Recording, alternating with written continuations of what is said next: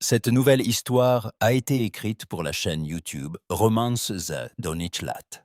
La grande galerie de Radcliffe Hall, étouffée sous le poids de la soie, du parfum de rose et des ambitions aristocratiques.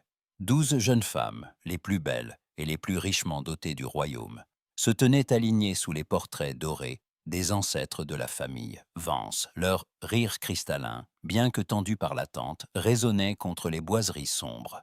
Au centre de la pièce, Lady Augusta Vance, la douairière de Radcliffe, trônait sur un fauteuil de brocart, tapotant sa canne à pommeau d'ivoire contre le parquet, avec une régularité de métronome.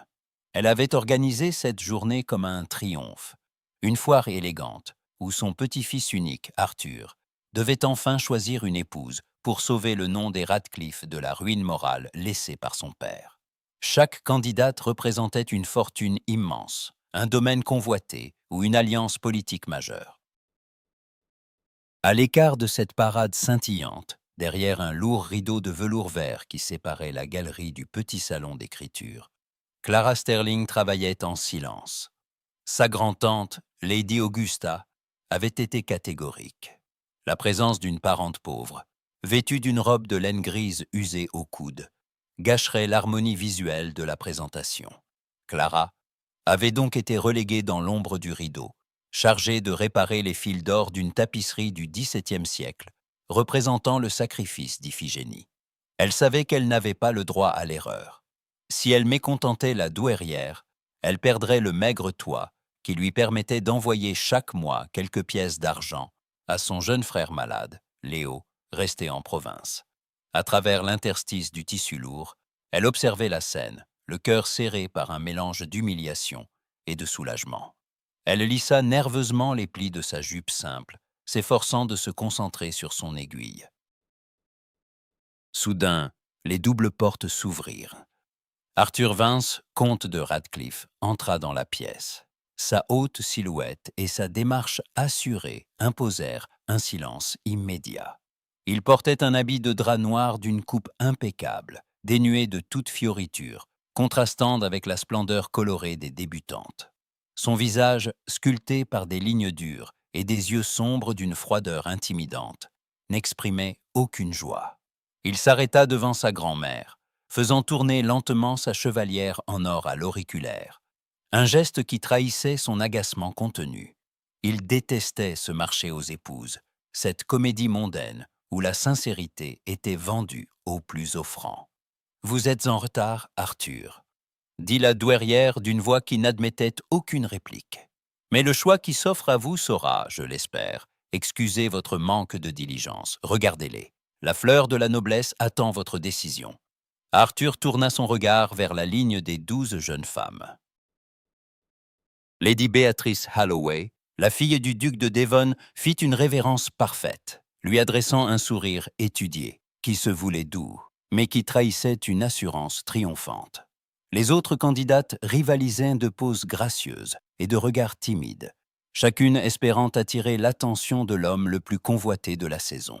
Le comte fit quelques pas le long de la ligne. Son examen fut rapide, presque insultant de détachement. Il s'arrêta devant Lady Béatrice, dont le rire cristallin s'éleva, avant de s'éteindre net lorsqu'il parla d'une voix basse et claire, qui porta jusqu'au moindre recoin de la galerie. « Vous êtes charmante, Lady Béatrice, mais je crains que votre affection ne soit dirigée vers mes titres plutôt que vers ma personne. » Un murmure de choc parcourut l'assemblée. Béatrice pâlit, ses lèvres se pinçant de colère. Arthur continua sa marche, refusant d'un simple hochement de tête la deuxième candidate, puis la troisième. Il ne prit même pas la peine d'écouter les présentations de leurs mères respectives, qui s'agitaient derrière elle. À la sixième, sa grand-mère frappa sa canne contre le sol avec force. « Arthur, ce comportement est indigne de votre rang. Ces jeunes filles ont été invitées pour vous offrir leurs mains et leur fortune. Vous devez choisir. Et je refuse de troquer mon nom contre des promesses de salon, répondit-il sans même se retourner. Aucune de ces dames n'est ici pour moi. Elles sont ici pour le domaine de Radcliffe. Il passa devant les dernières candidates, sans leur accorder un regard de plus. 12 beautés, de grandes héritières, venaient d'être rejetées en l'espace de quelques minutes sous les yeux de leurs chaperons stupéfaits.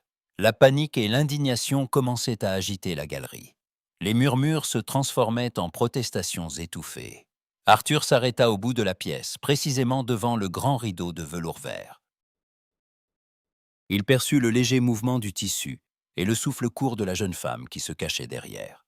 Il savait qu'elle était condamnée à l'invisibilité par la cruauté de sa propre famille.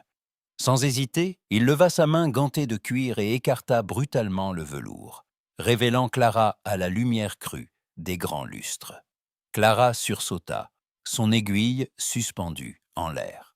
Elle se leva d'un bond, son visage pâle contrastant avec ses cheveux sombres, attachés à la hâte.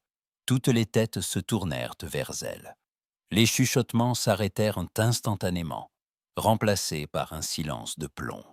Lady Béatrice ouvrit de grands yeux indignés en reconnaissant la parente pauvre qu'elle avait ignorée le matin même. « Qu'est-ce que cela signifie » s'exclama Lady Augusta, se levant de son fauteuil, tremblante de fureur. « Clara, retournez à vos tâches immédiatement. Vous n'avez rien à faire ici. » Arthur ne détacha pas ses yeux de Clara. Il remarqua la dignité avec laquelle elle redressait les épaules, malgré la pauvreté de sa tenue, et la lueur de défi qui brillait dans ses yeux clairs. Elle ne baissait pas le regard, même sous le poids de la colère de la douairière. Il tendit le bras vers elle, son index désignant la jeune femme, devant toute l'assistance médusée. « Je ne cherche pas une dot, ma grand-mère, » dit le comte d'une voix ferme qui résonna comme un défi jeté à la société. « J'ai fait mon choix. Voici la future comtesse de Radcliffe. » Un cri de stupeur s'échappa de la bouche de Lady Béatrice, tandis que la douairière laissait échapper un gémissement d'incrédulité. Clara, immobile, sentit le sol se dérober sous ses pieds.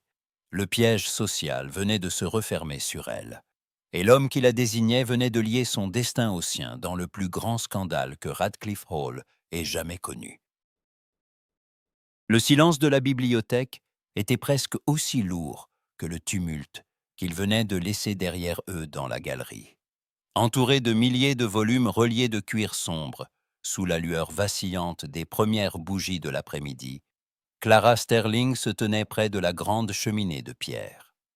Ses mains tremblaient légèrement, et elle lissa nerveusement les plis de sa robe simple pour masquer son trouble. L'odeur familière de la cire d'abeille et du vieux papier, qui l'apaisait d'ordinaire, ne lui apportait aucun réconfort. La porte s'ouvrit et Arthur entra, refermant le battant de chaîne derrière lui avec une lenteur délibérée. Il ôta ses gants de cuir, les posa sur le bureau d'acajou, puis se tourna vers elle. Son visage n'exprimait aucun regret, aucune hésitation. Il fit glisser lentement sa chevalière en or autour de son auriculaire, observant Clara avec une intensité qui la fit frissonner. « Vous ne m'avez pas choisi, my lord, » dit-elle d'une voix qu'elle s'efforça de rendre ferme, coupant court à toute civilité. « Vous avez choisi de gifler la société avec mon nom. Vous vous êtes servi de moi pour humilier votre grand-mère et ses 12 jeunes filles. » Arthur s'approcha de la table, son regard sombre fixé sur elle.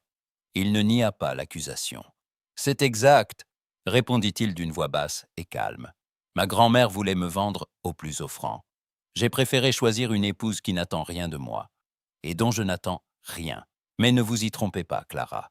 Si le geste était une provocation, ma proposition est tout à fait sérieuse. » « Une proposition ?» Clara laissa échapper un rire amer, bien que ses yeux brillassent de colère. « Vous m'avez jeté en pâture à la cour. Lady Augusta va me chasser d'ici ce soir, et Lady Béatrice s'assurera que je ne trouve plus jamais d'emploi dans tout le royaume. Vous avez ruiné le peu de vie que j'avais réussi à me construire. » Arthur s'arrêta à quelques pas d'elle.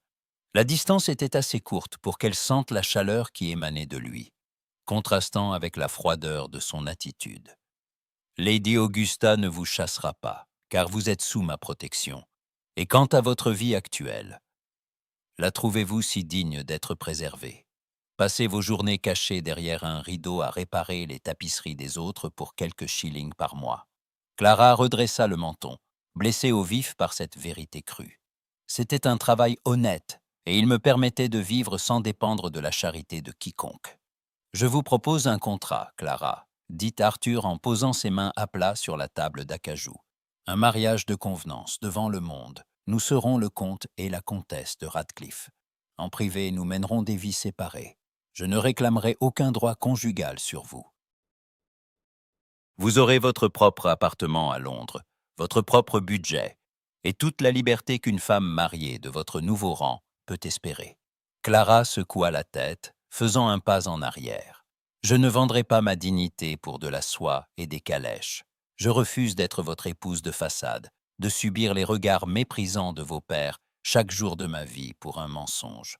Trouvez une autre femme pour jouer ce rôle. Arthur la regarda un long moment. Le silence s'étira, troublé seulement par le crépitement du feu. Il cessa de faire tourner sa bague et redressa la tête. « Et la vie de votre frère Léo ?» demanda-t-il doucement. Le nom de son frère frappa Clara comme un coup en plein poitrine. Elle pâlit instantanément, perdant toute contenance. « Comment connaissez-vous Léo ?» chuchota-t-elle. « Je gère ce domaine, Clara. Je sais où va chaque shilling qui sort de mes caisses, même ceux que ma grand-mère vous accorde pour vos travaux. Je sais que votre frère est atteint d'une affection pulmonaire grave. Je sais qu'il vit dans un cottage humide en province et que vous n'avez pas les moyens de lui payer les médecins de la capitale ou un séjour dans le sud, là où l'air pourrait le guérir. » Clara sentit ses yeux se remplir de larmes qu'elle refusa de laisser couler. Sa fierté, si solide un instant plus tôt, s'effritait devant la réalité de sa détresse familiale. « Si vous acceptez de signer ce contrat de mariage, poursuivit Arthur d'une voix qui s'était adoucie, je m'engage à verser dès demain une rente annuelle et garantie à votre frère. Je ferai venir les meilleurs spécialistes de Londres pour l'examiner, et il sera installé dans une propriété confortable sur la côte du Sussex, à mes frais. Sa santé et son avenir seront assurés, quoi qu'il advienne de notre union. » Il fit un pas de plus vers elle. Clara pouvait voir la sincérité dans ses yeux sombres. Ce n'était pas de la pitié, mais une transaction honnête, un échange de nécessité. Vous sauvez mon domaine des griffes des intrigants en me donnant une épouse qu'ils ne peuvent pas contrôler, dit-il. En retour, je sauve votre frère. Est-ce un prix trop élevé pour votre dignité, Clara ? La jeune femme baissa les yeux vers ses mains. Elle pensa à Léo, à ses lettres où il tentait de cacher sa toux douloureuse, à sa faiblesse grandissante. Elle pensa à la pauvreté qui l'attendait si elle refusait. La balance n'était pas égale. Sa fierté personnelle ne pesait rien face à la vie de son frère. Elle releva les yeux vers le comte de Radcliffe. L'homme qui se tenait devant elle était un mystère, un aristocrate cynique capable d'une cruauté froide envers ses pairs, mais qui venait de lui offrir la seule chose dont elle avait désespérément besoin. « Si je signe ce contrat, » commença-t-elle, la voix légèrement tremblante. « Il sera rédigé par mon avocat personnel, sous le sceau du secret, » l'interrompit Arthur. « La rente de votre frère y sera inscrite comme une clause irrévocable. Personne, pas même ma grand-mère, ne pourra la contester. » Clara prit une profonde inspiration. Elle lissa une dernière fois sa robe de laine grise, comme pour dire adieu à la jeune fille pauvre et invisible qu'elle avait été jusqu'à ce jour. « Très bien, milord.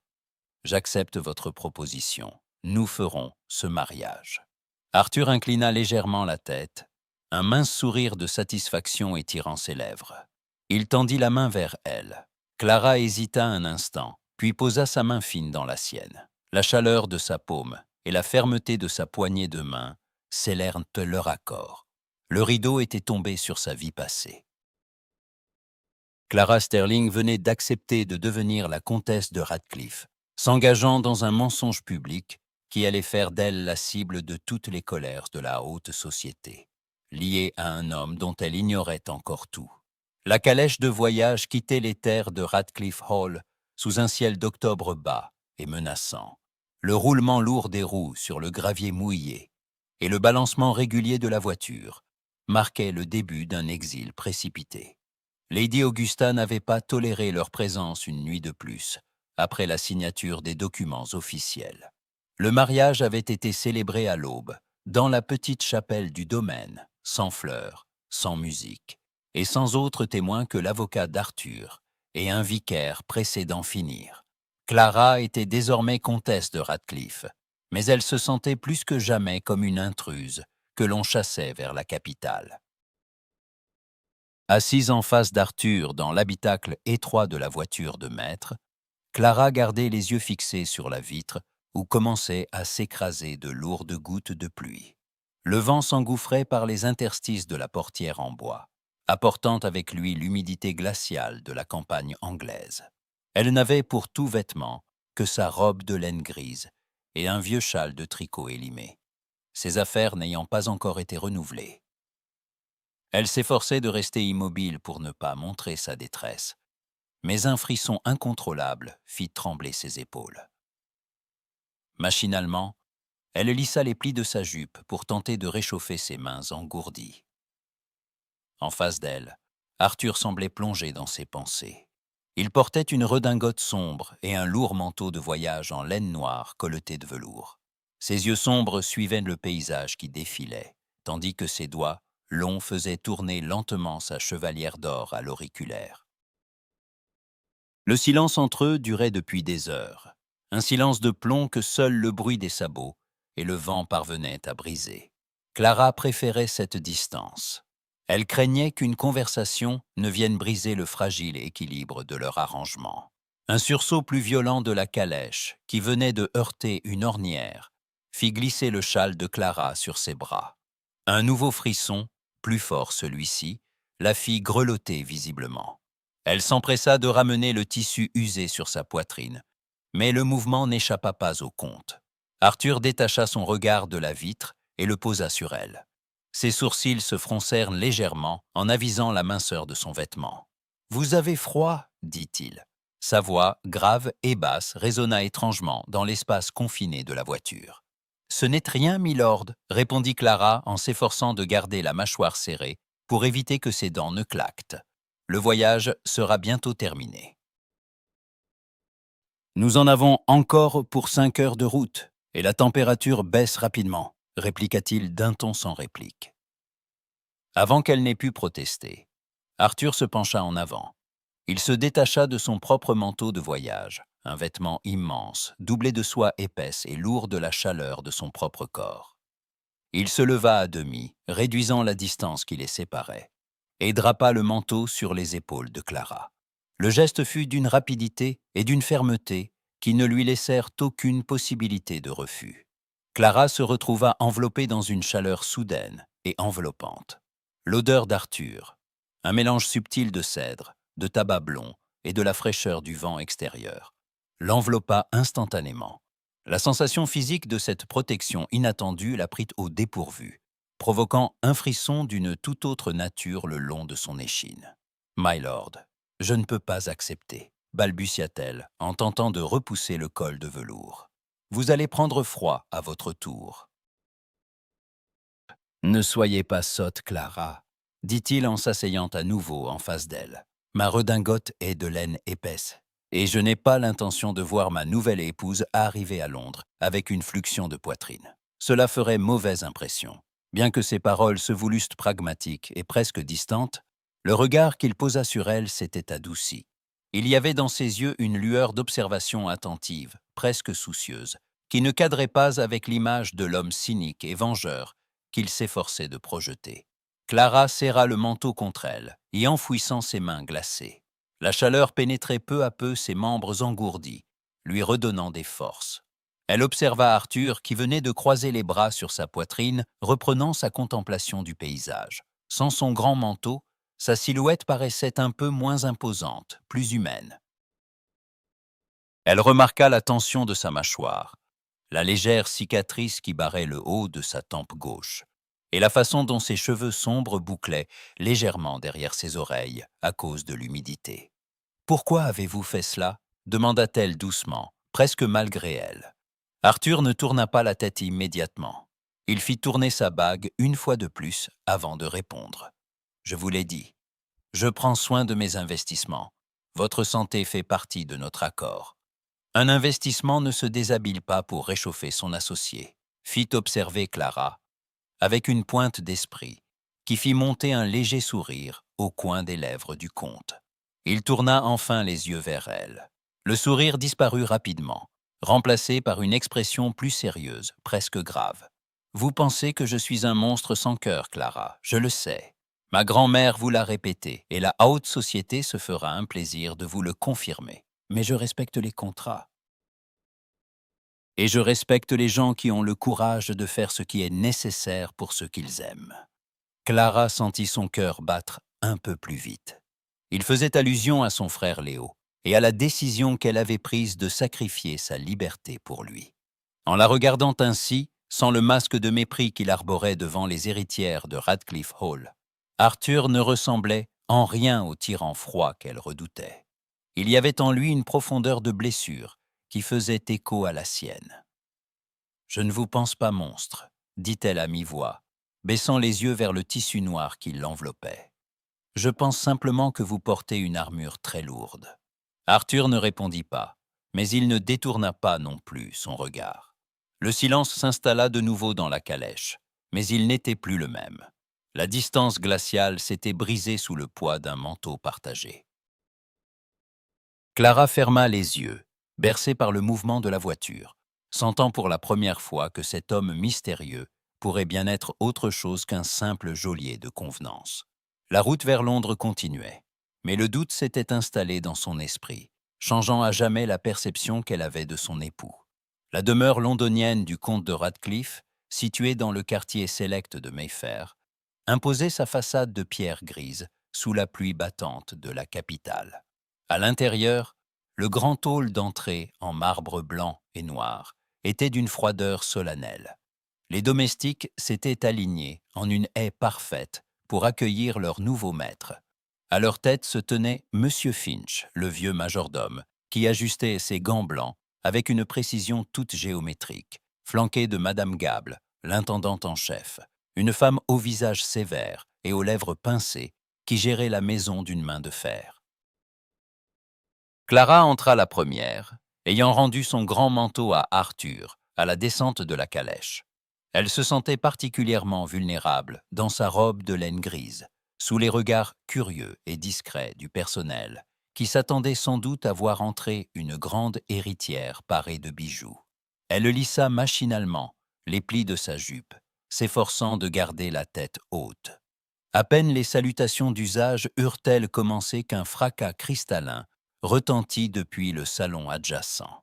Le bruit de la porcelaine brisée fut immédiatement suivi d'un gémissement étouffé. Madame Gable se figea, son visage se durcissant instantanément.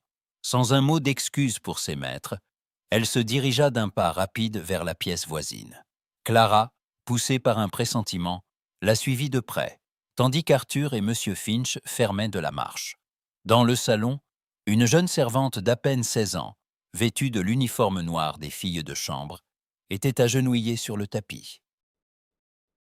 Ses mains tremblaient, alors qu'elle tentait de ramasser les débris d'une tasse en porcelaine de Sèvres dorées alors fin.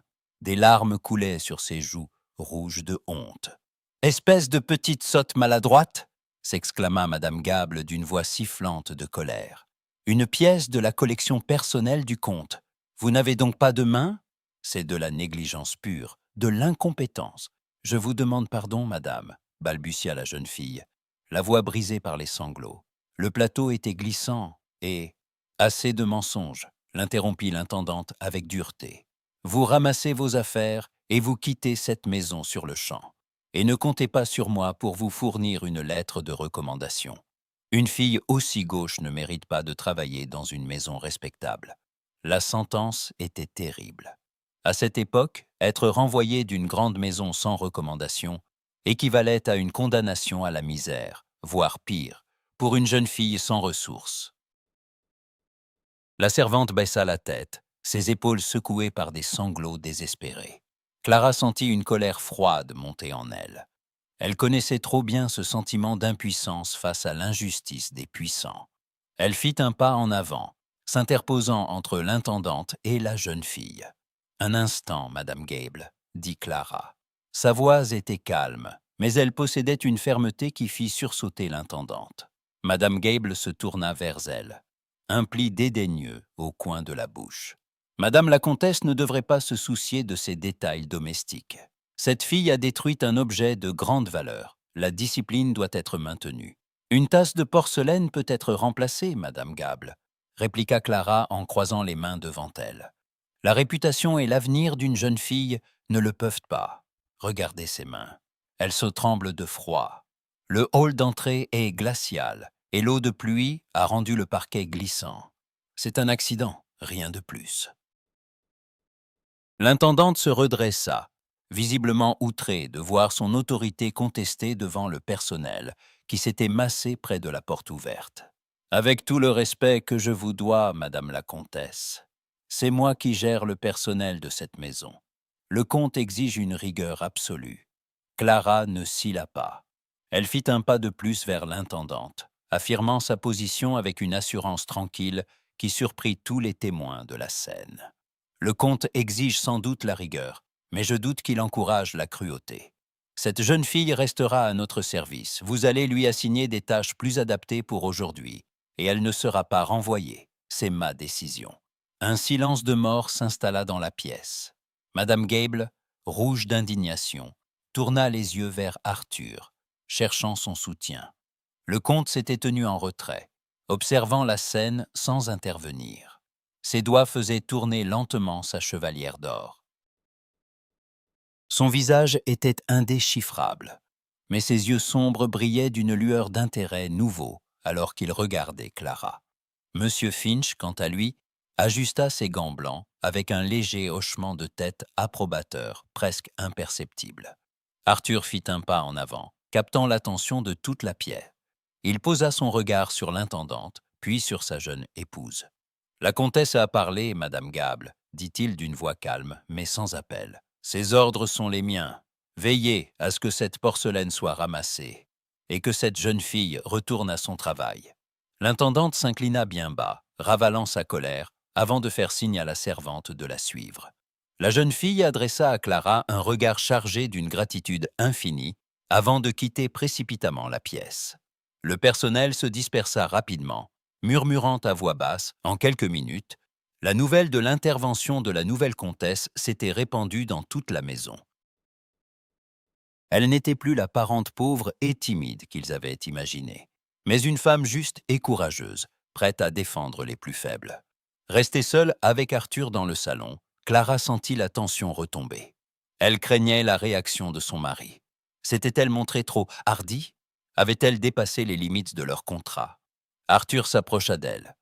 Il s'arrêta à une distance respectueuse, mais son regard n'avait plus la froideur des jours précédents.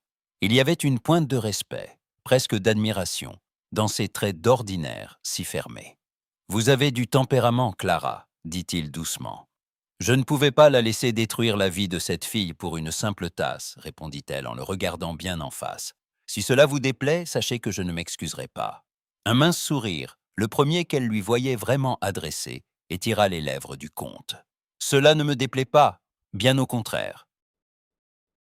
Vous venez de prouver à cette maison que vous en êtes la véritable maîtresse, et vous venez de gagner la loyauté de chaque domestique sous ce toit. C'est une excellente stratégie. » Ce n'était pas de la stratégie, my lord, c'était de la simple décence. Arthur la regarda encore un instant, son sourire s'estompant pour laisser place à une expression plus pensive. Peut-être, mais dans ce monde, la décence est la plus rare des vertus. Reposez-vous, Clara, vous l'avez bien mérité. Il s'inclina légèrement et quitta la pièce, la laissant seule dans le salon chaleureux. Clara posa sa main sur le dossier d'un fauteuil, sentant que quelque chose venait de changer. Elle n'était plus seulement une invitée forcée, ou un pion dans un jeu de vengeance. Elle venait de prendre racine dans cette maison, et Arthur venait de lui en donner les clés devant tous. Le lustre de cristal du King's Theatre projetait une lumière éclatante sur la foule parée de bijoux, de plumes et de velours.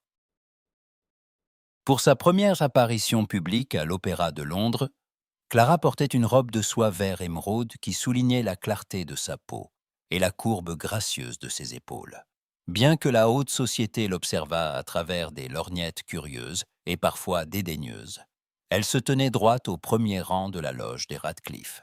Elle s'était habituée à ignorer les chuchotements, mais la tension de la soirée restait palpable. Arthur se tenait un peu en retrait, dans l'ombre de la loge, sa haute stature imposant le respect. Il observait la salle, sa chevalière d'or tournant lentement autour de son auriculaire. Ce mariage de convenance fonctionnait selon les règles qu'ils avaient établies. Mais ce soir, voir Clara ainsi exposée aux regards du monde éveillait en lui une irritation qu'il peinait à nommer. La porte de la loge s'ouvrit discrètement, rompant le silence tendu qui régnait entre les époux. Un jeune homme élégant, à la chevelure blonde et au sourire facile, entra d'un pas leste.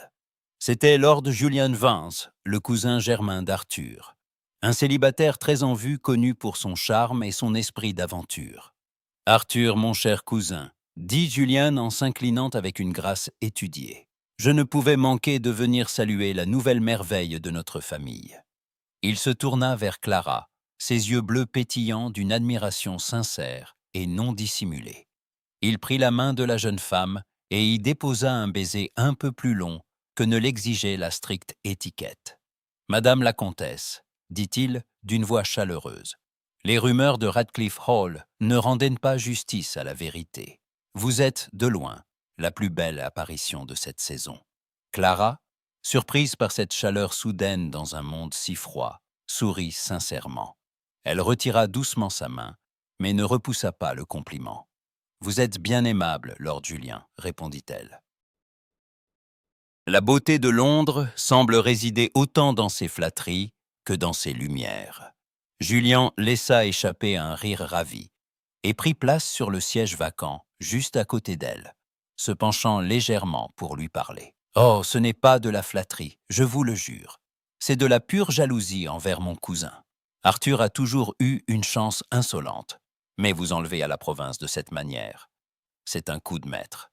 Dites-moi, comment supportez-vous la froideur de notre cher comte? Il est réputé pour être aussi chaleureux qu'un hiver en Écosse. » Clara jeta un coup d'œil rapide vers Arthur. Ce dernier s'était redressé, son visage s'étant figé dans une expression de marbre. Ses yeux sombres, d'ordinaire si calmes, fixaient la main de Julien qui s'était posée sur le dossier du fauteuil de Clara, frôlant presque ses cheveux. « Mon époux a des qualités que la société ne prend pas le temps de voir, » répondit Clara d'une voix douce, défendant instinctivement l'homme qui l'avait sauvé de la misère. « Des qualités cachées, sans doute, » plaisanta Julien, en se rapprochant encore un peu plus, captant le parfum de rose de Clara. « Mais vous, ma cousine, vous ne devriez pas rester dans l'ombre. Permettez-moi de vous guider lors du prochain bal de la duchesse. Arthur déteste danser, alors que je serais honoré de vous faire valser jusqu'à l'aube. » Julien leva les yeux vers elle, son regard insistant et charmeur, cherchant une promesse. Clara sentit un léger malaise face à cette insistance, mais avant qu'elle n'ait pu répondre, une ombre immense passa sur eux. Arthur avait fait 3 pas rapides. Sans un mot, il s'interposa physiquement, obligeant Julien à se redresser et à reculer son siège. Le comte posa sa main large et chaude directement sur l'épaule dénudée de Clara. Le contact de sa paume contre sa peau nue envoya une décharge électrique à travers le corps de la jeune femme qui retint son souffle. « Julien, » dit Arthur. Sa voix était basse, mais elle possédait une vibration menaçante, comme le grondement lointain du tonnerre. « Je te suggère de te souvenir que tu t'adresses à ma femme. » Julien parut surpris par cette réaction. Il connaissait son cousin comme un homme froid et détaché, peu enclin aux démonstrations d'affection ou de possession. « Allons, Arthur, je ne faisais que proposer mes services pour le bal, » balbutia le jeune homme en tentant de garder son assurance. « Il n'y a là aucune offense. »« Les services de ma femme sont de mon seul ressort, » répliqua Arthur, en resserrant légèrement sa prise sur l'épaule de Clara. Un geste de possession absolue et délibéré devant les loges voisines qui commençaient à les observer. Et je n'ai nullement l'intention de la laisser valser avec un autre que moi. Julian comprit le message. Il se leva, s'inclina bien bas devant Clara, puis devant Arthur, un sourire un peu plus crispé aux lèvres. « Je vois que le comte de Radcliffe a enfin trouvé un trésor qu'il souhaite garder pour lui seul. Je vous souhaite une bonne soirée, ma cousine. » Il quitta la loge en refermant la porte derrière lui. Un silence vibrant s'installa instantanément. Arthur ne retira pas sa hand de l'épaule de Clara. Sa chaleur continuait de se diffuser à travers la peau de la jeune femme, dont le cœur battait la chamade. Elle tourna la tête vers lui, ses yeux clairs plongeant dans les siens. « Vous avez été impoli avec votre cousin, murmura-t-elle, bien que sa voix manquât de conviction. Arthur se pencha vers elle, si près que son souffle effleura sa joue. Ses yeux sombres ne cachaient plus la colère possessive qu'il avait traversée. « Je me fiche de la politesse, Clara. Je ne permettrai à aucun homme de vous regarder de cette manière, pas tant que vous porterez mon nom. » Il retira enfin sa main, mais pour prendre place sur le siège que Julien venait de quitter, juste à côté d'elle. Il prit sa main gantée dans la sienne, la serrant fermement sur ses genoux, s'assurant que le geste soit visible de toute la salle, alors que le rideau de l'opéra se levait enfin. Clara regarda leurs mains unies. Le contrat de convenance venait de se fissurer sous le poids d'une jalousie bien réelle. Arthur venait de déclarer au monde, et à elle-même, qu'elle n'était plus une simple associée, mais une femme qu'il était prête à défendre contre tous. Le tonnerre gronda avec une violence telle que les vitres du bureau d'Arthur vibrèrent dans leur cadre de bois. Dehors, la tempête d'automne s'abattait sur Londres, noyant les rues sous des torrents d'eau. À l'intérieur, la seule lumière provenait des braises mourantes de la cheminée et d'une unique lampe à huile posée sur le grand bureau d'acajou. Clara, qui n'avait pas réussi à trouver le sommeil, était descendue chercher un livre pour occuper ses pensées. En passant devant la porte entrebâillée du bureau, elle avait aperçu une silhouette affalée sur le secrétaire. Elle entra doucement. Arthur était assis, la tête appuyée sur l'une de ses mains, ses cheveux sombres désordonnés. Sa redingote était jetée sur un fauteuil, et il ne portait que sa chemise de lin blanc, déboutonnée au col. En s'approchant, Clara remarqua la respiration rapide et saccadée de son époux. Ses doigts ne faisaient plus tourner sa chevalière. Ils étaient crispés sur le bord du bureau. « Arthur » appela-t-elle doucement, utilisant son prénom pour la première fois. Le comte redressa lentement la tête. Ses yeux sombres, habituellement si perçants, étaient voilés par la brume de la fièvre. Ses joues étaient marquées par 2 plaques rouges et brûlantes. « Clara » murmura-t-il, sa voix plus rauque qu'à l'ordinaire. « Que faites-vous ici? Vous devriez dormir. »«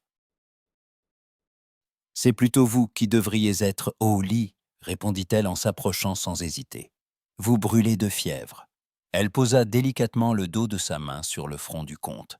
Arthur frissonna au contact de sa peau fraîche et tenta de se reculer, mais la faiblesse l'en empêcha. Il ferma les yeux, laissant échapper un soupir de soulagement malgré lui. « Ce n'est rien, » dit-il en tentant de se lever. « Un simple coup de froid. J'ai chevauché sous la pluie cet après-midi pour régler une affaire au port. » Ses jambes se dérobèrent sous lui, et il dut se rasseoir lourdement. Clara prit immédiatement les choses en main. Elle lissa les plis de sa robe, s'agenouilla près de lui, et prit une bassine d'eau tiède que les domestiques avaient laissée sur un guéridon, ainsi qu'un linge propre. Elle trempa le tissu, l'essora, et le posa doucement sur la nuque d'Arthur. « Laissez-moi vous aider, » dit-elle d'une voix douce mais ferme. « Pour une fois, c'est vous qui devez accepter de l'aide. » Arthur ne protesta pas. La fièvre semblait avoir brisé son armure de fierté. Il s'appuya contre le dossier de son fauteuil, observant Clara à travers ses cils sombres, pendant qu'elle lui rafraîchissait le visage et le cou. La proximité entre eux était totale, dépouillée de tout le protocole de la haute société. Dans le secret de ce bureau, ils n'étaient plus le comte et la comtesse de Radcliffe, mais 2 âmes solitaires cherchant à s'apprivoiser. « Pourquoi êtes-vous si dur avec vous-même » demanda Clara en rinçant le linge. « Vous vous comportez comme si le monde entier attendait que vous fassiez un faux pas. » Arthur laissa échapper un rire amer, qui se transforma en une quinte de toux. Il attendit que le spasme passe, puis posa son regard fiévreux sur elle. « C'est parce que c'est le cas, Clara. Le monde attend ma chute depuis le jour où mon père a tout perdu. » Il se tut un instant, le regard perdu dans les flammes mourantes de l'âtre. Le tonnerre éclata de nouveau au dehors, soulignant la gravité de ses paroles. « Mon père était un homme bon, poursuivit Arthur d'une voix basse, presque un murmure. Mais il était naïf. Il croyait en l'honneur de la noblesse. Quand les récoltes ont manqué il y a 15 ans, nos créanciers, qui étaient ses prétendus amis de la haute société, l'ont acculé. Ils ont racheté ses dettes pour une fraction de leur valeur et ont menacé de nous jeter à la rue. Le père de Lady Béatrice était à leur tête. Clara suspendit son geste, le cœur serré par la tristesse qui émanait de lui. Mon père n'a pas survécu à cette honte, dit Arthur, ses doigts se serrant sur le bras du fauteuil. Il s'est tiré une balle dans la tête dans cette bibliothèque même. J'avais 14 ans. J'ai dû nettoyer son sang sur les planchers avant que les huissiers n'arrivent. Clara laissa échapper un souffle coupé. Elle posa sa main sur celle d'Arthur, oubliant toute retenue.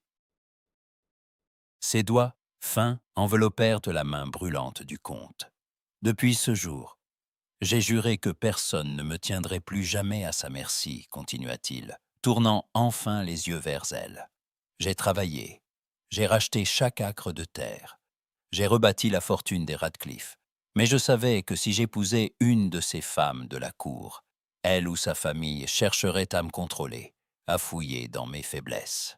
C'est pour cela que je les ai refusées, et c'est pour cela que je vous ai choisi, Clara, parce que vous étiez en dehors de leur monde de faux-semblants.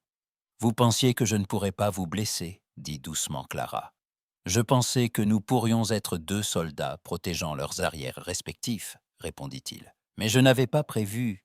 Il s'interrompit, son regard descendant sur les lèvres de Clara, si proche de lui.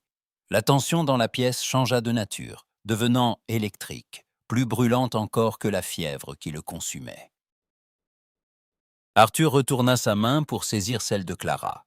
Ses doigts, longs et chauds, se mêlèrent aux siens, non pas avec la force de la possession, mais avec une détresse et une tendresse qui bouleversèrent la jeune femme. « Je n'avais pas prévu que votre présence rendrait cette maison moins froide, » murmura-t-il, sa voix s'éteignant presque sous l'effet de la fatigue. Il ferma les yeux, sa tête retombant doucement contre l'épaule de Clara. La fièvre l'emportait vers le sommeil, mais il ne lâcha pas sa main. Clara resta immobile dans la pénombre, soutenant le poids de son époux contre elle. Elle passa sa main libre dans les cheveux bouclés d'Arthur, caressant doucement son front pour apaiser son sommeil. Elle venait de découvrir la vérité derrière le masque du cynique comte de Radcliffe. Ce n'était pas un homme cruel, mais un enfant blessé qui avait bâti une forteresse autour de son cœur. Et en lui confiant son secret le plus douloureux, Arthur venait de lui ouvrir les portes de cette forteresse, changeant à jamais le pacte qui les unissait. Le salon de la duchesse de Dunbury brillait d'un éclat presque agressif en ce milieu d'après-midi.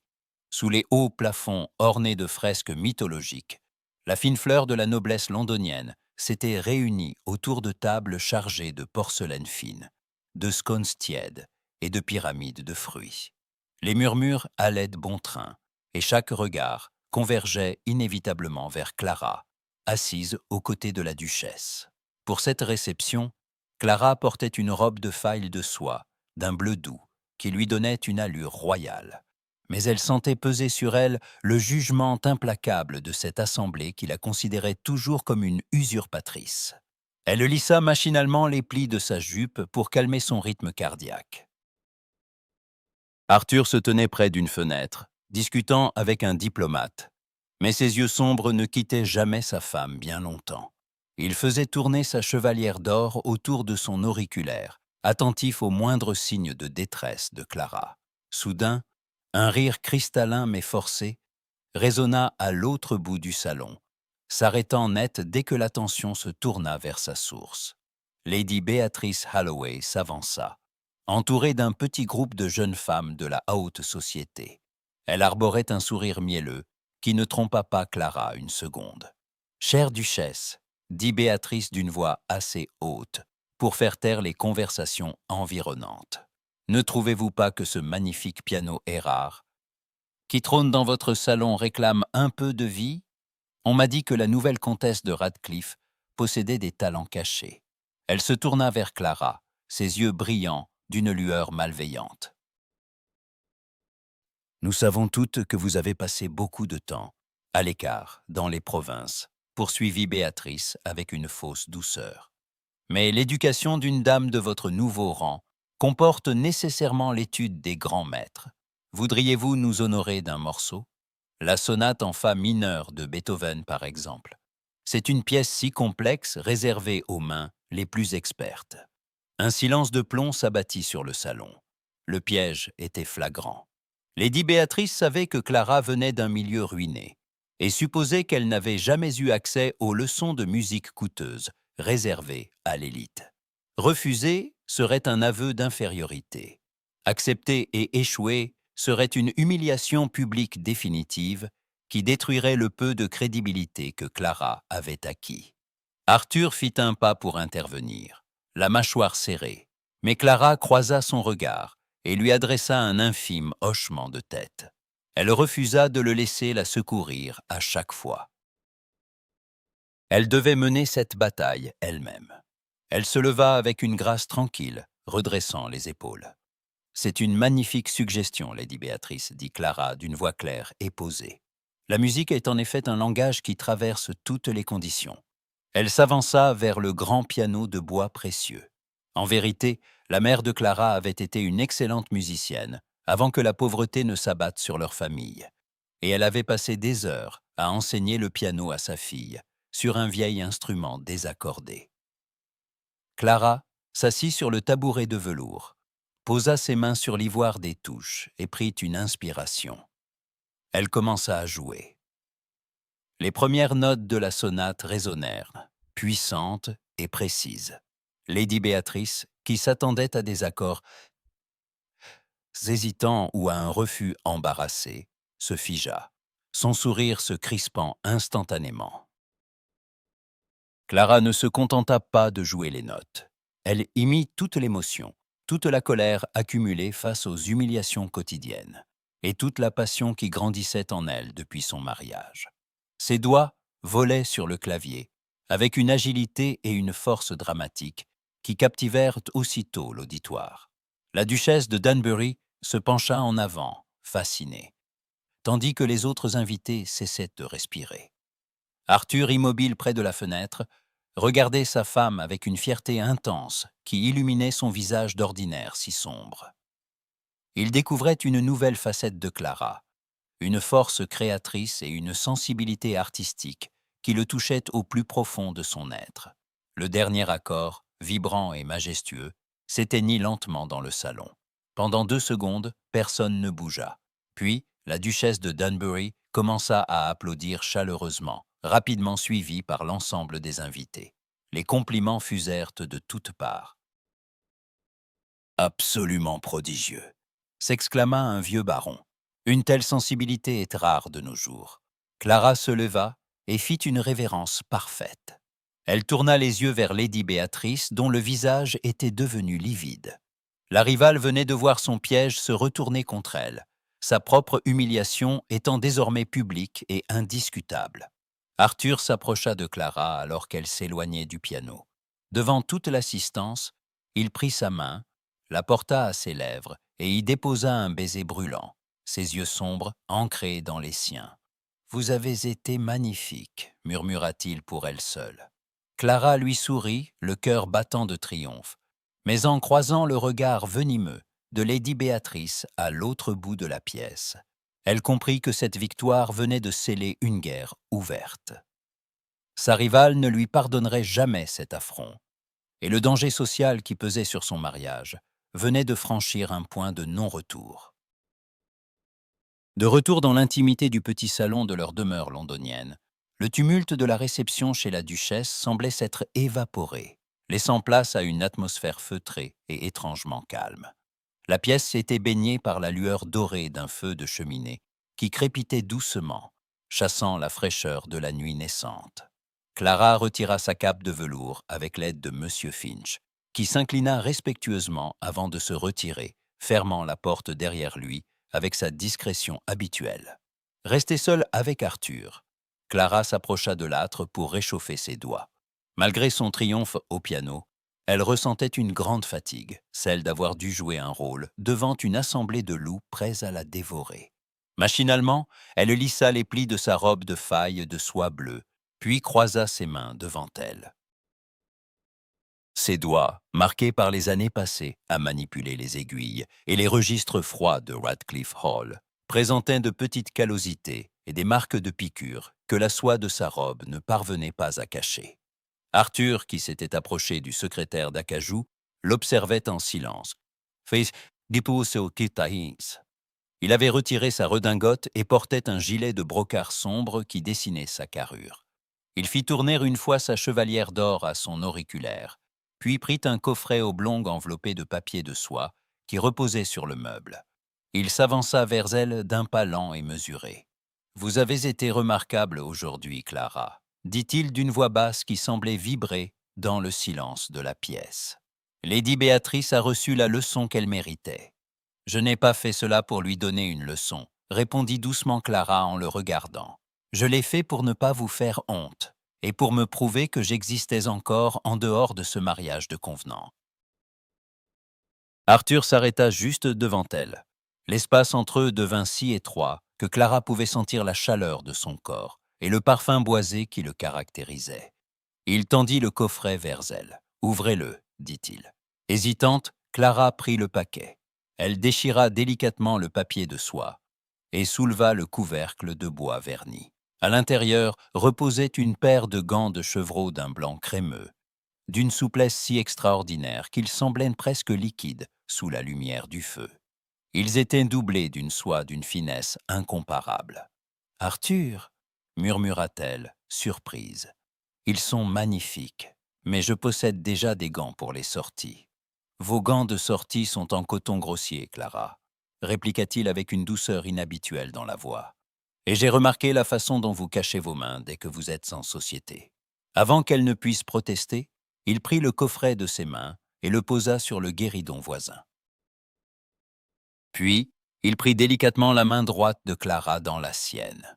Ses doigts longs et chauds entourèrent les siens, et Clara ressentit un frisson immédiat à ce contact direct. Arthur retourna sa paume, effleurant du bout du pouce les petites cicatrices laissées par ses travaux passés. « Ses mains ont trop travaillé pour les autres, » dit-il, son regard ancré dans le sien. « Elles méritent la douceur de la soie, pas la rudesse du coton. Permettez-moi. » Il prit l'un des gants de chevreau et commença à l'enfiler sur la main de Clara. Son geste fut d'une lenteur délibérée, presque intime. Il fit glisser le cuir souple le long de ses doigts, l'un après l'autre, lissant le tissu sur sa peau avec une infinie précaution. Clara retint son souffle, fascinée par la douceur de son toucher et par l'attention méticuleuse qu'il portait à ce geste si simple. Lorsqu'il eut ajusté le gant, il remonta lentement ses doigts le long de son poignet, s'arrêtant là où la peau nue rencontrait la manche de sa robe. Sa main s'attarda sur son pouls qui battait la chamade. « C'est parfait », murmura Arthur, sa voix devenant plus rauque. Il ne relâcha pas sa prise. Au contraire, il fit un pas de plus, réduisant la distance à néant. Clara dut lever légèrement le menton pour continuer à le regarder. Ses yeux sombres n'avaient plus rien de la froideur du comte de Radcliffe. Ils brillaient d'une intensité brûlante, chargée d'une promesse silencieuse. « Arthur » souffla-t-elle, sentant sa volonté faiblir sous le poids de son regard. « Clara » dit-il en posant sa main libre sur sa joue, son pouce caressant doucement sa tempe. « Je n'ai jamais rencontré une femme comme vous. Vous êtes si fière, si courageuse et si belle. » Le cœur de Clara rata un battement. Le visage d'Arthur se rapprocha lentement du sien. Elle pouvait sentir son souffle chaud sur ses lèvres. Une force invisible la poussait vers lui intimant d'oublier le contrat, les règles et le passé. Elle ferma les yeux, attendant le contact de ses lèvres. Arthur se pencha davantage, sa bouche effleurant presque la sienne, dans une caresse suspendue. Mais alors que leurs lèvres allaient se joindre, une bûche s'effondra dans la cheminée, avec un crépitement sonore, projetant une gerbe d'étincelles. Le bruit sembla briser le charme. Arthur se figea, son souffle court trahissant son trouble. Il recula lentement d'un pas, retirant sa main de sa joue, bien qu'il gardât ses yeux fixés sur elle, avec une expression de regret évident. Il passa une main dans ses cheveux, visiblement secoué par l'intensité de ce qui venait de se passer. « Je vous demande pardon, Clara, » dit-il d'une voix qui s'efforçait de retrouver sa froideur habituelle. « J'ai failli oublier les termes de notre accord. » Clara ouvrit les yeux, se sentant soudainement privée d'une chaleur essentielle. Elle regarda sa main gantée de chevreau blanc, puis leva les yeux vers lui. « L'accord, oui, » murmura-t-elle, la gorge serrée. « Reposez-vous, » dit Arthur en s'inclinant légèrement avant de se tourner vers la porte. La journée a été longue. Il quitta le salon d'un pas rapide, la laissant seule devant le feu. Clara posa sa main gantée sur sa poitrine, sentant son cœur battre frénétiquement. Le contrat existait toujours, mais ce soir, sous la caresse du cuir et la promesse d'un baiser perdu, leur relation venait de franchir une frontière invisible. Il ne pourrait plus jamais prétendre que ce mariage n'était qu'une affaire de chiffres et de convenance. La nuit était tombée sur Londres, enveloppant la demeure de Mayfair d'un silence oppressant. Clara était assise dans le petit salon d'écriture, une seule bougie éclairant les papiers étalés devant elle. Le crépitement du feu ne parvenait pas à réchauffer l'atmosphère. Quelques heures plus tôt, une visite inattendue avait brisé la paix fragile de la maison. Lady Augusta Vance, la douairière, était arrivée sans s'annoncer, profitant de l'absence d'Arthur, retenu à la chambre des lords. Le souvenir de cette confrontation glaciale pesait encore sur la poitrine de Clara. Lady Augusta s'était tenue droite, refusant de s'asseoir, sa canne à pommeau d'ivoire tapotant le tapis avec une régularité menaçante. Ses yeux, durs comme des pierres de lune, n'avaient montré aucune pitié. « Vous vous croyez installée ici pour toujours, Clara », avait dit la douairière d'une voix coupante. « Vous pensez que le caprice de mon petit-fils et vos petits succès de salon suffiront à faire de vous une Radcliffe. Mais vous n'êtes qu'une intruse, et vous allez détruire cette famille. » Clara avait redressé le menton, lissant machinalement les plis de sa robe de laine. « Arthur et moi avons un accord, Lady Augusta, et je n'ai nullement l'intention de nuire à son nom. » La vieille dame avait laissé échapper un rire sec, dénué de toute joie. « Un accord ? Un contrat de papier que je peux déchirer d'un mot. Vous pensez qu'Arthur est invincible ? Si vous restez à ses côtés, je veillerai à ce que chaque porte de la haute société se referme devant lui. Mais ce n'est pas tout.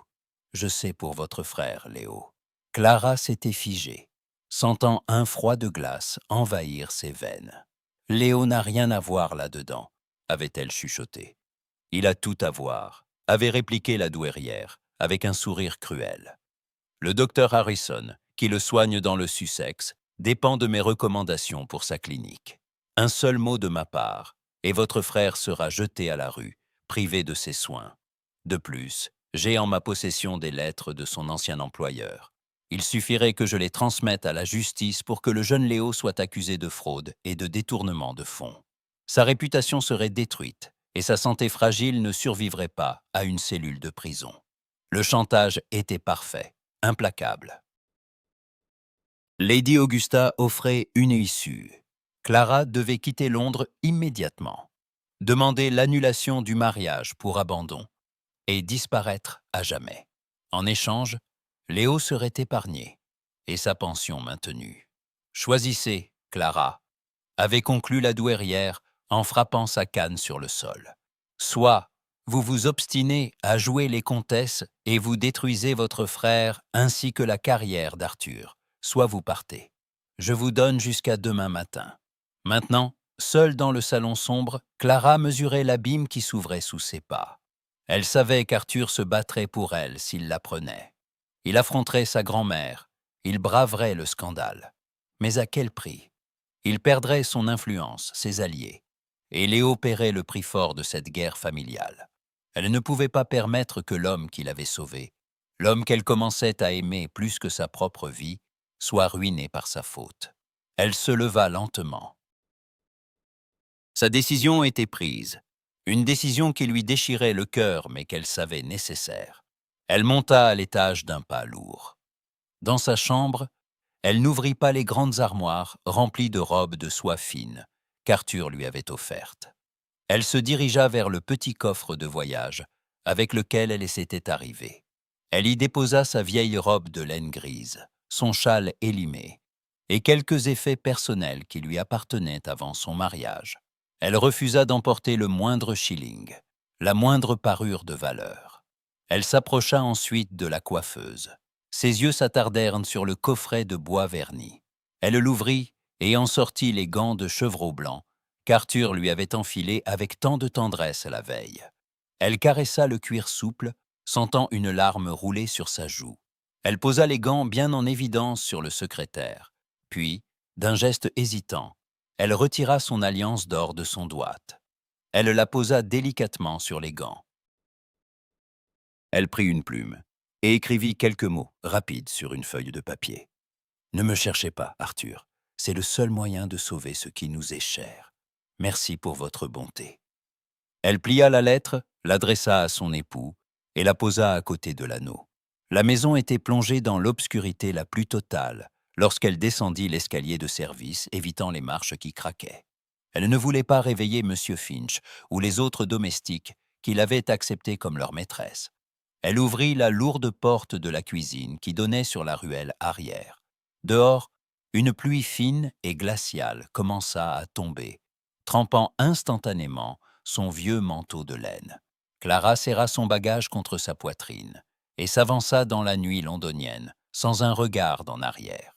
Elle abandonnait le luxe, la sécurité et l'homme qui avait éveillé son cœur, redevenant la silhouette invisible et solitaire qu'elle avait toujours été.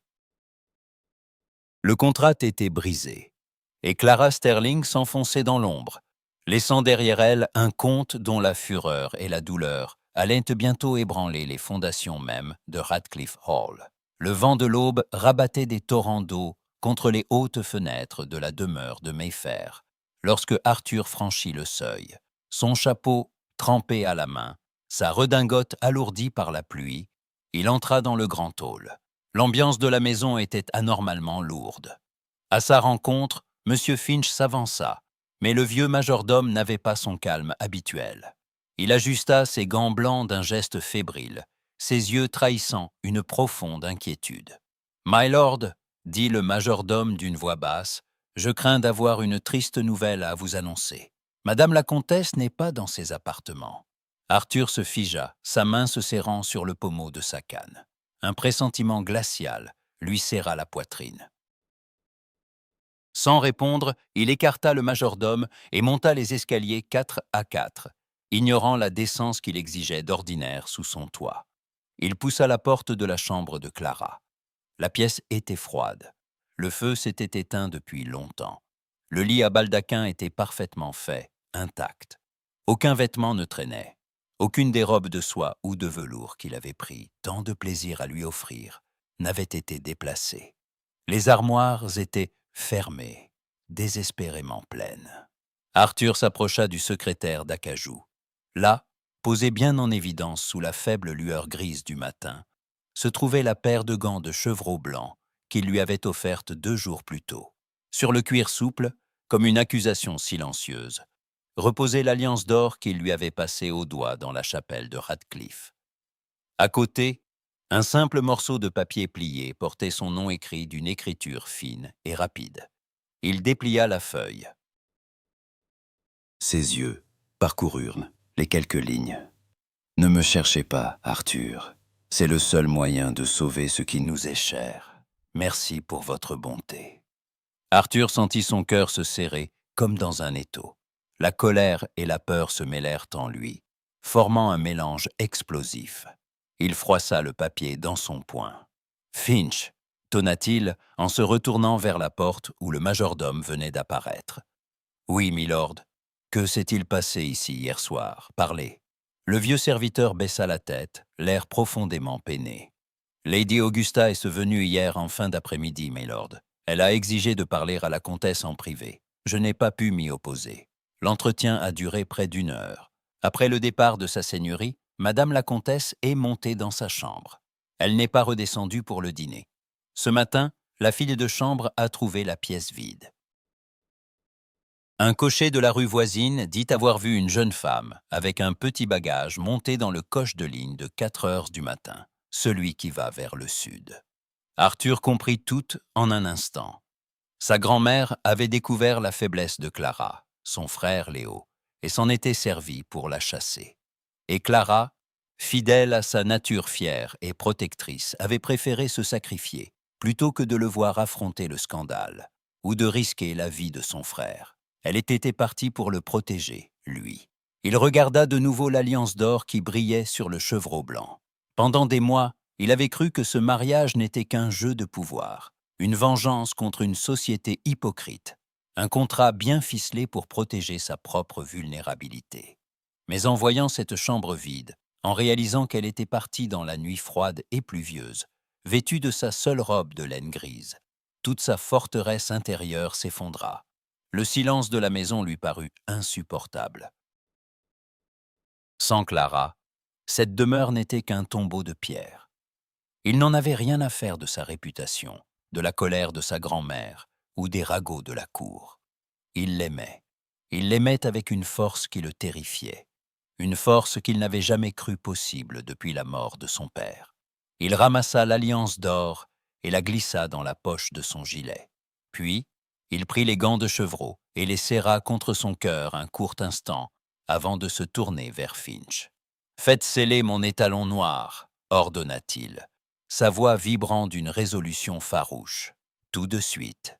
Mais, my lord, la tempête est d'une violence extrême et les routes vers le sud sont impraticables, » tenta de l'avertir le majordome. « Le coche de ligne a plusieurs heures d'avance. Vous ne le rattraperez pas avant le relais de Surrey. »« Alors je le rattraperai au relais, » répliqua Arthur en ajustant son col. « Je me fiche de la tempête, Finch. Je vais chercher ma femme. » Le majordome le regarda, et pour la première fois en 20 ans de service, un sourire sincère et chaleureux détendit ses traits sévères. Il s'inclina bien bas. « Bien, milord. Votre cheval sera prêt dans 5 minutes. » Arthur descendit les escaliers en courant. Il n'avait pas pris de manteau sec, il n'avait pas pris d'armes, mais il avait avec lui la certitude de ce qu'il devait faire. En franchissant la porte de la maison, il s'élança sous la pluie battante qui l'aveuglait, son esprit tendu vers une seule image, le visage de Clara. Il était prêt à affronter la terre entière pour la ramener chez elle, non plus comme une épouse contractuelle, mais comme la souveraine absolue de son cœur. L'auberge du Cerf couronné, située à la lisière du Surrey, offrait un abri précaire contre la tempête qui faisait rage au dehors. Dans la petite salle commune, l'air était lourd d'une odeur de bière tiède, de suif et de fumée de bois humides. Clara était assise dans un coin sombre, près d'une fenêtre dont les carreaux de verre grossier tremblaient sous les assauts du vent. Elle tenait entre ses mains glacées une tasse de thé tiède, cherchant un réconfort qui lui échappait. Son petit bagage de toile était posé à ses pieds. Elle n'avait pas dormi de la nuit, et la fatigue creusait ses traits, mais sa résolution restait entière. Elle devait continuer sa route vers le sud, dès que le coche serait réparé. Soudain, la lourde porte de l'auberge s'ouvrit avec fracas, laissant entrer une bourrasque de pluie et de vent froid qui fit vaciller les bougies. Les quelques voyageurs attablés grognèrent, mais leurs plaintes s'éteignirent aussitôt en voyant l'homme qui venait de franchir le seuil. Arthur Vance se tenait dans l'encadrement de la porte. Ses cheveux sombres étaient trempés, collés à son front, et son visage était pâle d'épuisement et de colère. Sa chemise de lin était visible sous sa redingote ruisselante de pluie, et ses bottes de cuir étaient couvertes de la boue des chemins. Il balaya la salle d'un regard farouche, ignorant les murmures des clients. Ses yeux s'arrêtèrent sur Clara. La jeune femme se leva d'un bond, sa tasse manquant de lui échapper des mains. « Arthur » murmura-t-elle, le cœur bondissant dans sa poitrine. Le comte s'avança vers elle d'un pas rapide, sa haute stature dominant la pièce. Le tavernier voulut s'interposer pour lui proposer une table, mais un seul regard noir d'Arthur suffit à le faire reculer. Sans un mot, Arthur prit Clara par le bras, un geste ferme, mais dénué de brutalité, et l'entraîna vers un petit salon privé dont il poussa la porte, la refermant d'un coup de talon.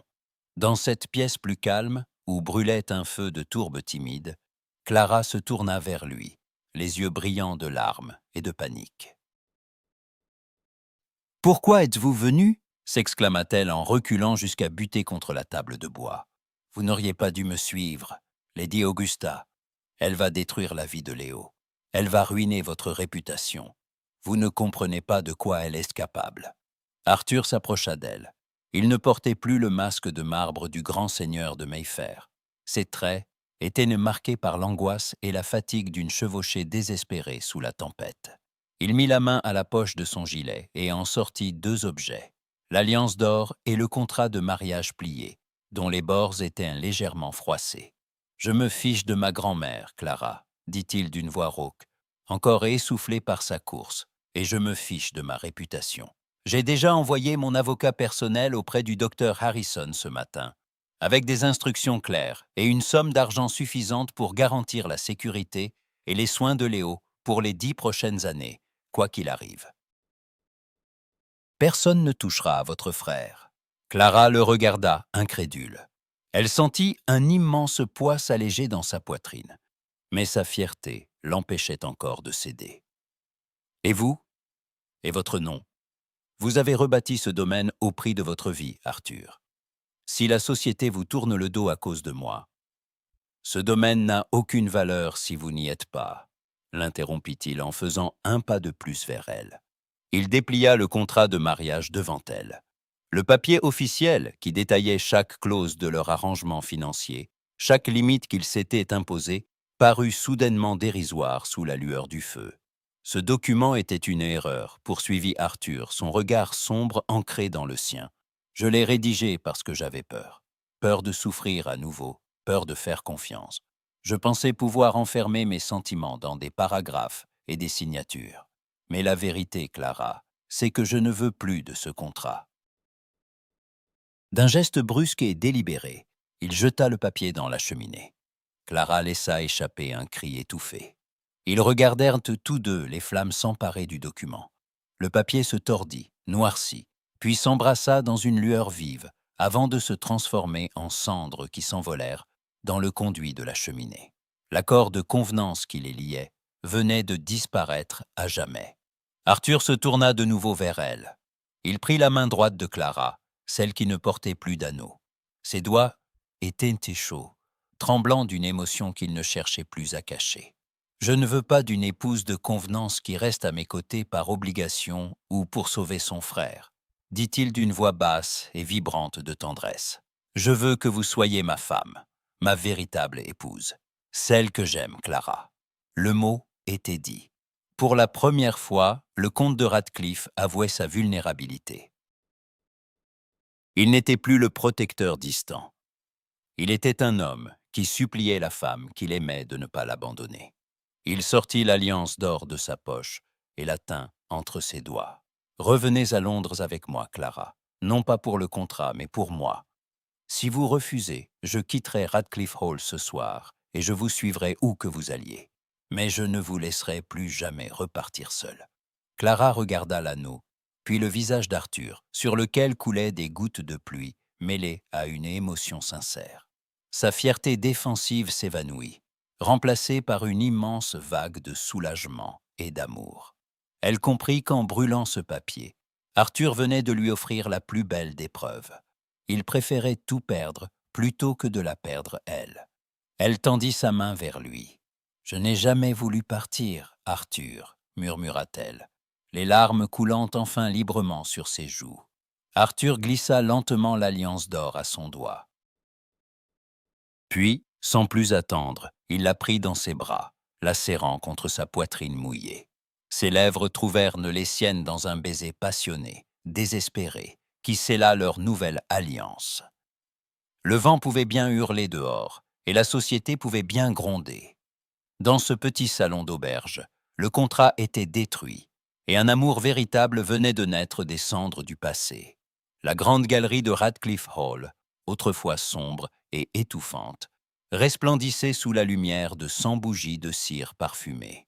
En cette douce soirée de juin, les baies vitrées s'ouvraient sur les jardins en fleurs, laissant entrer une brise d'été chargée du parfum des roses.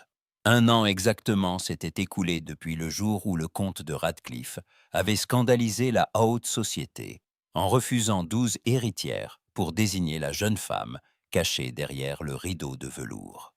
Ce soir, le scandale s'était métamorphosé en un triomphe absolu. Les mêmes grands noms de l'aristocratie, les mêmes ducs et duchesses qui avaient en jadis murmuré avec mépris, se pressaient désormais dans les salons pour obtenir une inclination de la comtesse de Radcliffe. Au sommet du grand escalier de marbre, Clara se tenait aux côtés d'Arthur. Elle portait une robe de soie d'un blanc étincelant, rehaussée de broderies d'argent, qui captaient la lumière à chacun de ses mouvements. Son port de tête était altier, mais son visage exprimait une sérénité nouvelle. Elle n'avait plus besoin de lisser nerveusement les plis de sa jupe pour trouver sa contenance. Sa main droite repose désormais avec assurance sur le bras d'Arthur, et l'alliance d'or qui ornait son doigt scellait un bonheur sincère et partagé. Arthur la regardait avec une dévotion que personne dans la haute société n'aurait cru possible chez le comte de Radcliffe. Il avait troqué son habit noir de deuil pour un gilet de soie sombre brodé de fil d'or. Sa chevalière ne lui servait plus à masquer sa colère.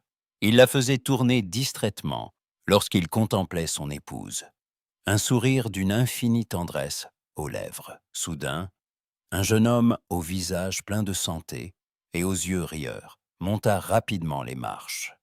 Léo, vêtu d'un habit de drap bleu coupe impeccable, s'avança vers eux sans aucune trace de la faiblesse qui l'avait autrefois terrassé. L'air marin du Sussex et les soins attentifs ordonnés par Arthur l'avaient complètement guéri. « Clara, Arthur, » dit le jeune homme en s'inclinant avec une élégance enthousiaste. « La duchesse de Dunbury prétend que je dois vous laisser la première danse, mais sachez que je réclame la suivante, ma sœur. » Clara laissa échapper un rire joyeux, un son pur qui fit se tourner plusieurs invités. « Tu auras ta danse, Léo, » répondit-elle en lui serrant la main avec affection. « Mais ne fatigue pas trop tes partenaires, la soirée ne fait que commencer. » Léo leur adressa un clin d'œil complice avant de se fondre dans la foule des invités qui l'accueillaient, désormais, comme le beau-frère légitime du comte. Clara suivit son frère du regard, le cœur débordant de gratitude. Tout ce qu'elle avait espéré préserver était désormais sauvé, et bien plus encore. Au bas de l'escalier, parmi le cercle des invités de marque, Lady Augusta Vance se tenait immobile. La douairière appuyait ses deux mains sur le pommeau d'ivoire de sa canne, mais elle ne frappait plus le sol avec impétuosité. Elle observait le couple avec une résignation teintée d'un respect forcé. Elle avait tenté de briser leur alliance, mais la ferme résolution de son petit-fils et la dignité inébranlable de Clara l'avaient contrainte à plier. À ses côtés, Lady Beatrice Holloway détournait les yeux, ravalant son amertume face au spectacle d'une union que personne ne pourrait plus jamais ébranler. Les musiciens de l'orchestre entamèrent les premières mesures d'une valse majestueuse. Les murmures de la foule s'atténuèrent alors qu'Arthur se tourna entièrement vers Clara. Il s'inclina bien bas devant elle, lui tendant sa main gantée de blanc. « M'accorderez-vous cette danse, comtesse de Radcliffe » demanda-t-il, sa voix grave ne s'adressant qu'à elle seule. « Vous souvenez-vous, milord, que votre cousin prétendait que vous détestiez danser » murmura Clara en posant sa main dans la sienne. Un sourire radieux illumina les traits d'Arthur, chassant définitivement l'ombre de son ancien cynisme. « Je détestais danser avec le monde, Clara, mais je danserai toute ma vie avec vous. » Il l'entraîna vers le centre de la salle de bal. L'assemblée s'écarta spontanément pour leur laisser le passage. Quand Arthur prit Clara par la taille et qu'ils s'élancèrent sur le parquet ciré, un murmure d'admiration parcourut la galerie. Leurs mouvements étaient en parfaite harmonie, guidés par une passion mûrie dans l'épreuve et consolidée par une confiance absolue. Tout en tournoyant sous les lustres de cristal, Arthur se pencha vers elle, son souffle chaud frôlant son oreille. « Vous rappelez-vous ce salon, il y a un an » chuchota-t-il. « Ce lourd rideau de velours vert derrière lequel vous vous cachiez ?» Clara le regarda dans les yeux, son cœur battant à un rythme rapide et joyeux. « Je m'en souviens, Arthur. J'avais peur de l'avenir et de la cruauté de ce monde. » Ce jour-là, reprit le comte en la serrant un peu plus fort contre lui, La société croyait que je vengeais mon nom en choisissant la parente pauvre. Mais la vérité, Clara, c'est que le destin m'a guidé vers la seule femme capable de sauver mon âme. Je n'ai pas choisi une figure dans l'ombre pour défier ma famille. J'ai désigné la femme qui allait devenir toute ma vie. Les larmes de bonheur qui montèrent aux yeux de Clara brillèrent comme des diamants sous les lumières du bal. Elle appuya sa joue contre l'épaule d'Arthur, alors qu'ils achevaient leur valse, sous les applaudissements enthousiastes de toute la noblesse rassemblée. Il n'y avait plus de contrat, plus de secret, plus de rideau derrière lequel se cacher. Il n'y avait plus qu'un comte et sa comtesse, unis par un amour pur et invincible, prêts à traverser ensemble toutes les saisons de leur existence.